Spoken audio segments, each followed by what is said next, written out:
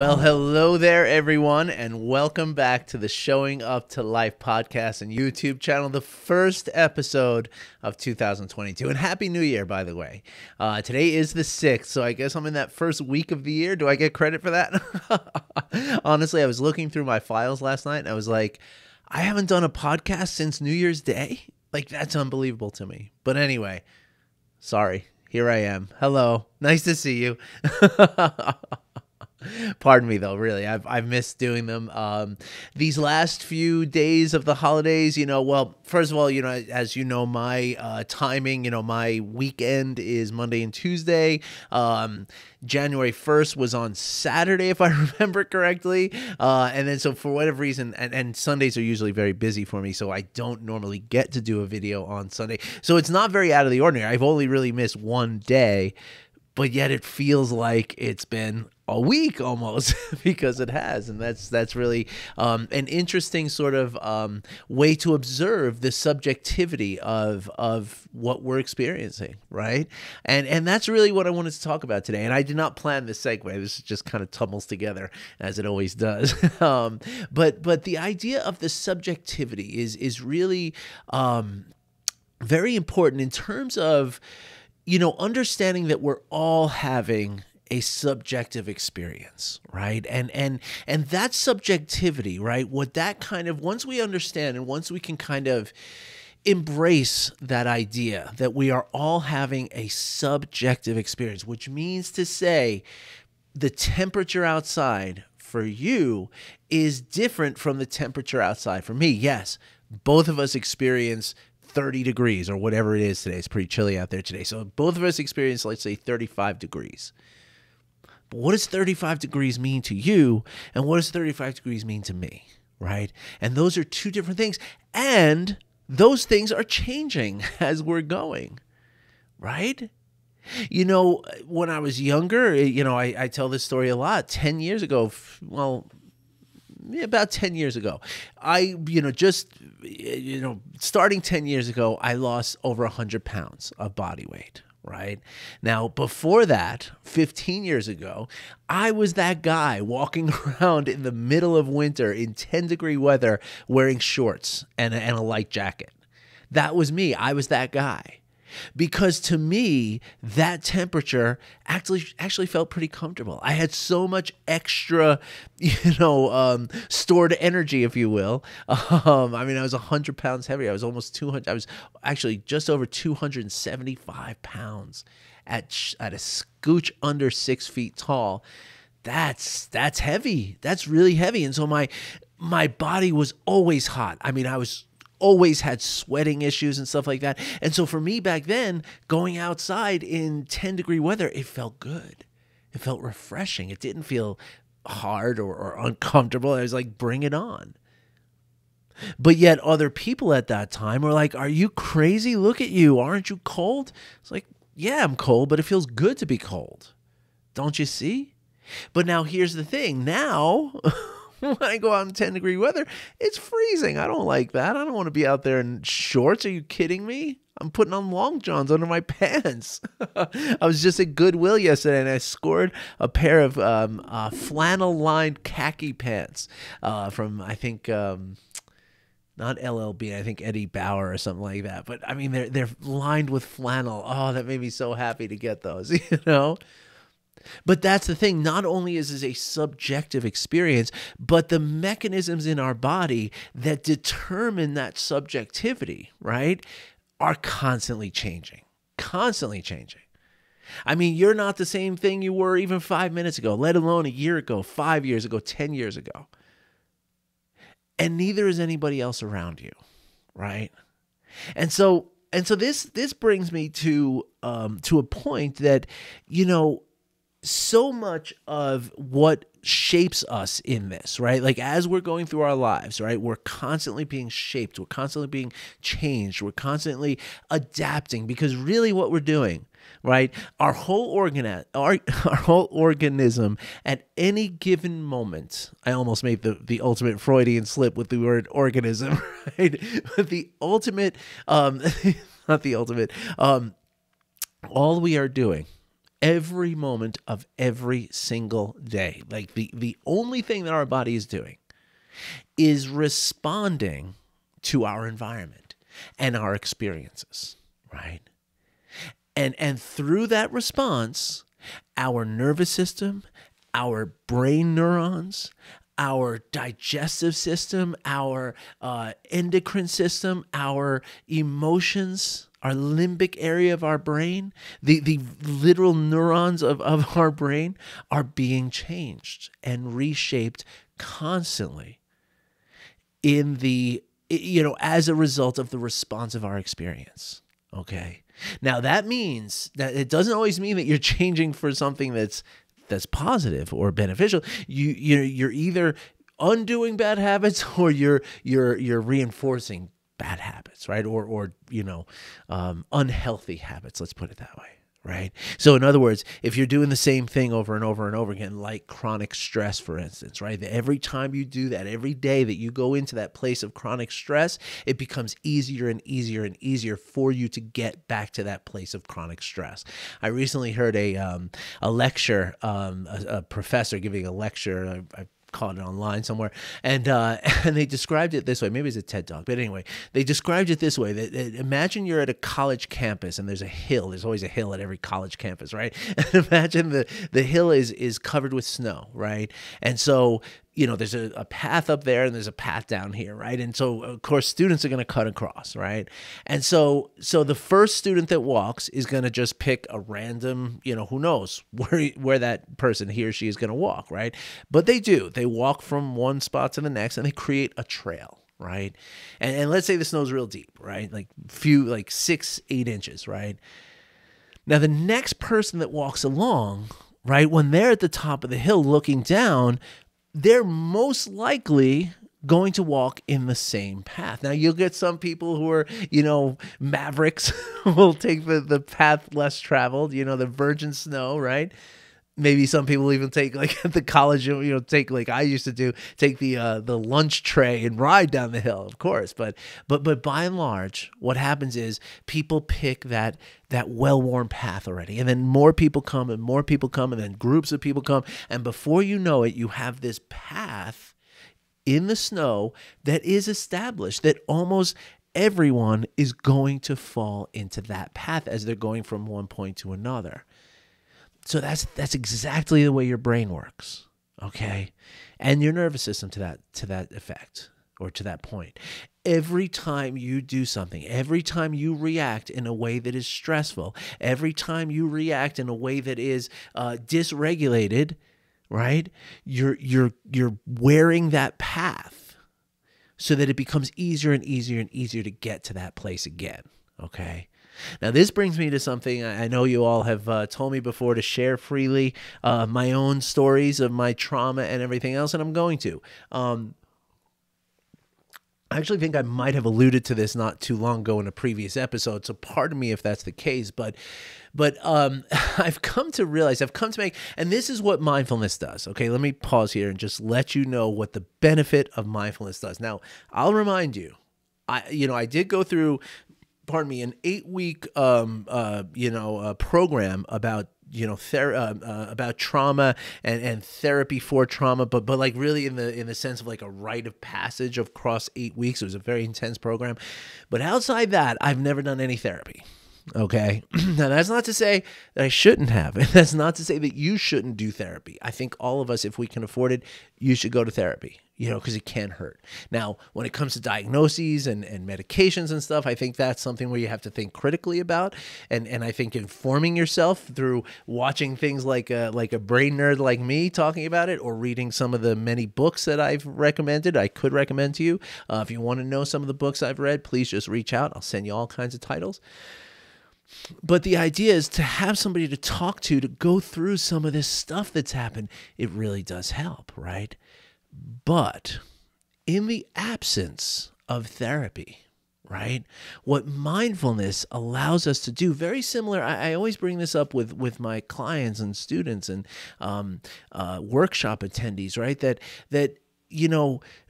the Buddha, right, when he figured this stuff out, right, he gained what he called enlightenment, which is to understand fully what's happening inside, right, which is essentially what he calls the source of his suffering, right.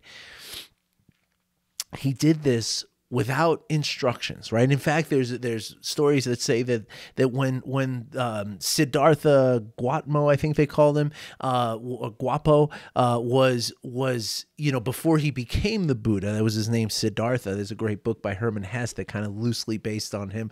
Anyway, when Siddhartha was training with other monks and initiates in this nascent Hinduism that was becoming Buddhism and thing like that, right? Like when he was going through that, the teachings actually confused him. It became a hindrance to his enlightenment. The enlightenment came when he just sat. He just determined, I'm going to sit under this tree here, what they call the Bodhi tree, Bodhi, and I'm going to sit here until I gain enlightenment. He almost starved to death doing it. So I'm not saying this is something that everybody should just go out and try. It took weeks, maybe longer. I don't even remember. But he collapsed in weakness, and somebody had to nurse him back to health. But then he went back, and he kept sitting there until he gained enlightenment. So the point that I'm making with this is that as I have practiced mindfulness, I have started to make these connections. Now, it's important to understand mindfulness alone is not enough. Okay, but mindfulness with self-compassion, that's where you're cooking with gas. Okay, so if you want to talk about trauma, this will be free. Okay, I do not need to charge you for this, but I want to make sure you're doing it right. So if you're trying to address trauma through this work, please get a hold of me. Let's just talk for 5 minutes, and let's just make sure that you're including some of that self-compassion. Okay.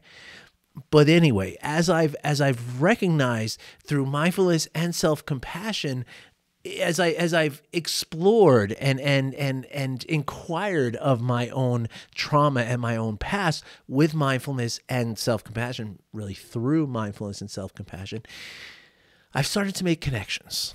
Okay, and again, I think I might have mentioned this not too long ago, but not too long ago, I was in a Chipotle restaurant trying to get food for my kids, right? And they love that stuff. They get like my daughter loves to get the quesadillas, right? And she likes the quesadillas in a very specific way. She wants it with the salsa inside of it. Not a big deal. I mean, it shouldn't be a big deal, right? But all of a sudden, one by one, all the local Chipotles have been telling us, no, we can't do it that way anymore because we got this new machine and they're not letting us do it that way anymore. So all we can do is put cheese in there. You have to put everything else yourself. It's like, how do you put something into a quesadilla that's already cooked? But anyway, now, this shouldn't be a big deal. In fact, I will declare that it's not a big deal. It's a 22-year-old kid across the counter from a fast food restaurant telling me that a little detail of my daughter's food is not going to work, right? I've run businesses. I've traveled the world. I have 2 children. I have, I have handled way, way more difficult things than a 22-year-old girl telling me that my daughter's, quesadilla can't be prepared exactly the way she's asking for it. And yet, in that moment, I became so triggered. My nervous system went just bonkers, just absolute haywire. I could feel myself even shaking. Right? I got angry. I was better than I would have been 10, 15 years ago, but I was still slightly, not quite, but almost dehumanizing the people on the other. And I hate that about myself. I mean, I used to really, that's one of the things that I look back on and I say with compassion and with forgiveness, but I say that was the thing that I probably caused the most damage with.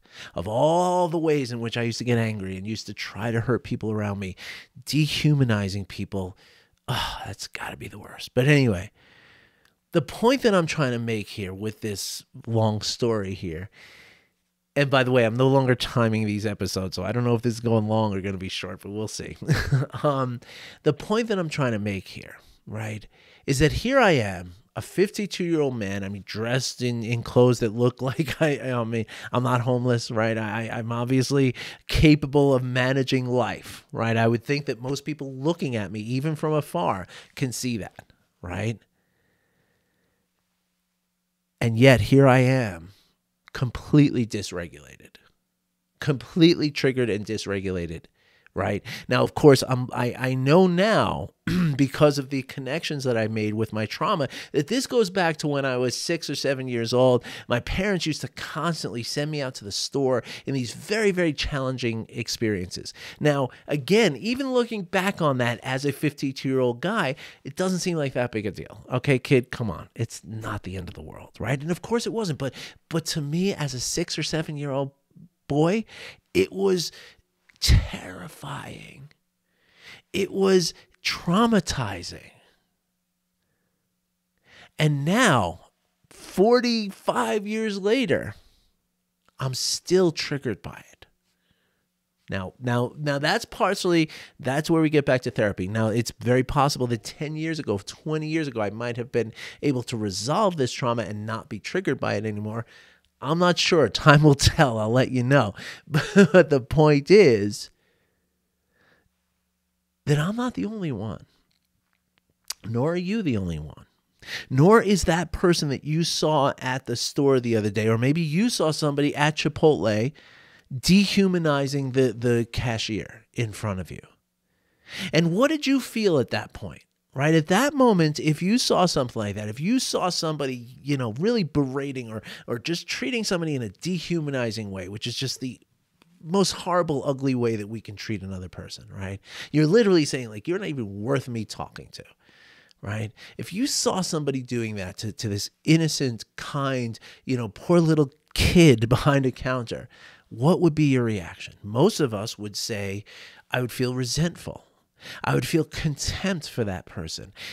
Some of us might even say something. I've been in some positions in front of my family where somebody has confronted me, okay?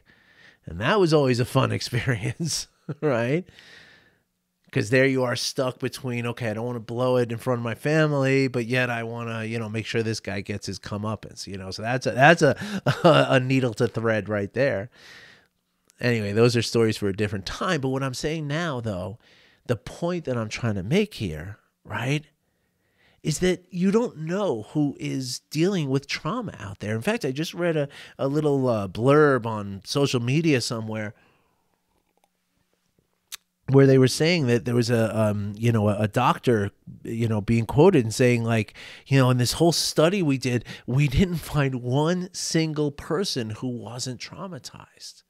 Like, almost saying, like, it doesn't exist, right? Like, we all experience trauma on some level. Now, the degree to which that trauma, because this is a hard thing for me too, but a little aside here, a little sidetrack, if you don't mind, please indulge me. Oftentimes I look at people who are very successful, and I used to be among them. Like, I used to work in offices with people making, $500,000, $750,000 salaries. And like, these are my colleagues. I never made that much money, but I made a lot more than I make now. But the point is that I've seen some of these people who are just wildly successful. And of course, it's not just money, right? But even people who you see who have a really, beautiful family life, and you see them, they don't get dysregulated, and they don't seem to have the troubles that I've had, right? And that's the problem, is that I was always operating among these people thinking like I should be keeping up with them. But it's like trying to, win a NASCAR race when you only have 3 wheels on your car, right? Like, that's what it's like to walk through life with the damage that trauma can cause. And so it's interesting to me that I read something by this doctor that says everyone is traumatized, but yet there are people clearly who are not as traumatized as me, right? And I'm sure some of you probably feel that way too. And I think that, again, goes right back to what I was saying in the very beginning here, is that it's a subjective experience, right? And it's very nuanced too, right? Like, one trauma is not equal to another trauma. It can't be, because of the subjective nature, right? Anyway, back to my point here, right? Then when we see people going through these difficult times, right? When we see them, like dehumanizing someone, right? That makes us, again, remember that we're always responding to our environment. So the minute I see somebody doing that, my organism is going to respond to what I'm seeing there, okay? And that is going to put me in a frame of mind that maybe doesn't allow me to show up to life, right? Now, when I get back out of the car, let's say the roles are reversed and I'm not the one dehumanizing somebody, but let's say I see somebody dehumanizing somebody and I confront that person. I say, hey, buddy, you shouldn't say that to that person, right? Like, that's not nice. And then who knows what goes back and forth, right? But again, my organism is responding to that. Now what happens when I get back in the car with my kids? Here's your darn dinner, kids, and that's no good, right? That's no good. And even if I don't snap at them, am I really present with them after having that thing? Of course not. I need my nervous system needs time to come down from something like that, like 20 minutes or so. So 30 seconds later, you are still in that argument. So how do we stay out of that? That's the question, right? How do we maintain our compassion, not apathy, right? Because it's not saying, oh, I don't care if somebody's dehumanizing another person because, I can't get bothered by that because I have to show up to my life. Art told me, I got to show up, so I can't worry about that. That's not what we're talking about. That's apathy.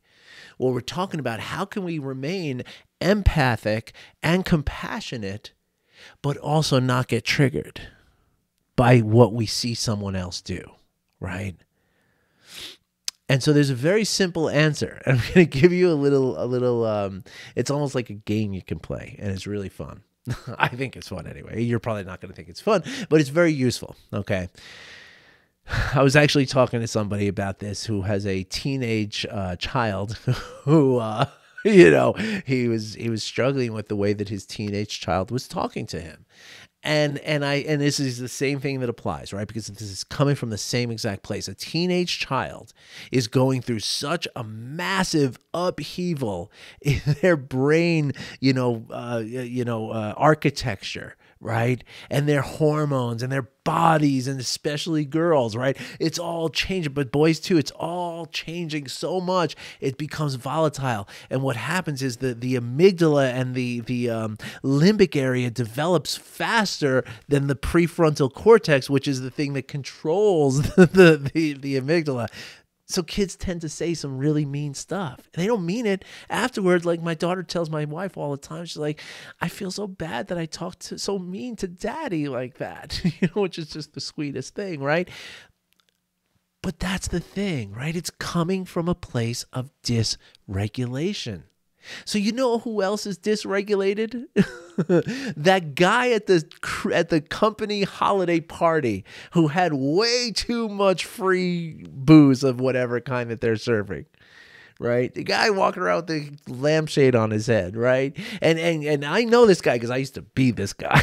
Okay. I was the guy at holiday parties that would just very much embarrass myself. But anyway,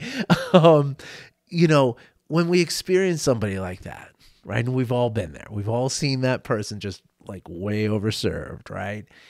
And that person might say things that they seem mean and they seem harsh and they seem hurtful, right? But what do we normally do in those situations? I mean, if you go and argue with that person, I mean, unless you're drunk too, that's not going to help, right? There's no point in arguing with that person. Not right now. Because they're in this place of dysregulation. Now, their dysregulation is because of too much alcohol in their body, right? But the person at Chipotle, or the person at the bank, or the DMV, or the school, or the work, or the supermarket, or wherever you are, that person who you see become dysregulated, it might not be because of alcohol. It might be because of their trauma. Just like this 52-year-old guy at Chipotle a couple of weeks ago with my kids. And so what would you do with somebody at a party who was like that? Now, if they said something that was really like, wow, that was tough. I didn't think they thought that way about me, because just like alcohol, when we're in a place of dysregulation, we lose our filter. So generally speaking, we're getting the truth out of somebody who's dysregulated, right? When you're dysregulated, you're going to say stuff that you really mean, right? You're not filtering it, right? Just like somebody who's had too much to drink. And so when you see that, right, if somebody says something that you realize like, wow, I never thought they felt that way about me, that's a big deal. Then what you would do, you wouldn't try to address it with them at the holiday party when they can barely stand up and they're slurring their words.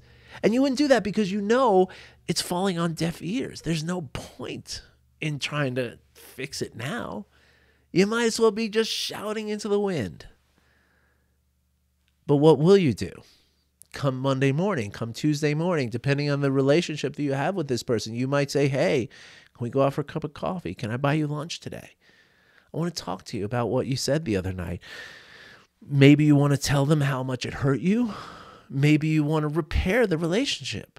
Whatever it is, you're going to address that in a time when both of you are in a place of regulation.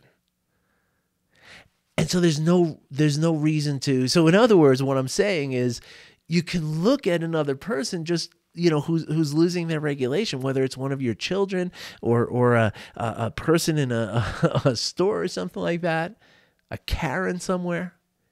You can look at them as though they've just had way too much to drink. And so just make sure they're safe. Give them the space to be drunk because you know there's nothing you can do about it, right? Just give them the space to be dysregulated and just let the words roll off your back for now. Note anything you have to talk about later with them, but for now, just let them fizzle out. Let them just go through what they're going through. Because the important thing here is that when I look at it this way, when I look at them objectively like that, not subjectively, but objectively, this is a person who is dysregulated for whatever reason, and so there's nothing I can do for them. The only thing I can do for them is to stay regulated myself. And the best way for me to stay regulated is to not identify with what they're saying. And the best way for me to not identify with what they're saying is to understand that it's coming from a place, even though it might be the true feelings that they have, it's coming from a place of no filter at all, which means that it might, even though it might be the true feeling, it's not truly the way they would want to express it. And there's a difference there, and it's an important difference. Right? I mean, I feel all kinds of ways. I feel ways about my kids, right? There's times where I'm walking away from their bedroom after the door's closed and I'm like giving them the finger and stuff, But would I ever say that to my children? Of course not. Of course not. And do I really mean it? Maybe. I'm feeling it, but I don't mean that. I don't mean to hurt them in that way, right? I would never.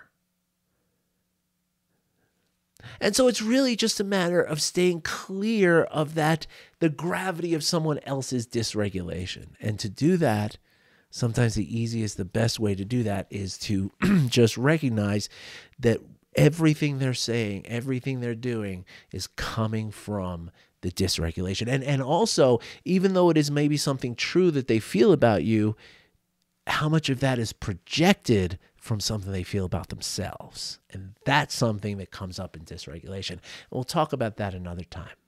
All right, everybody. I hope you enjoyed today's episode. I wish you a Happy New Year. I'm so happy to be here with you, and I'm so happy for your support. So grateful for your support.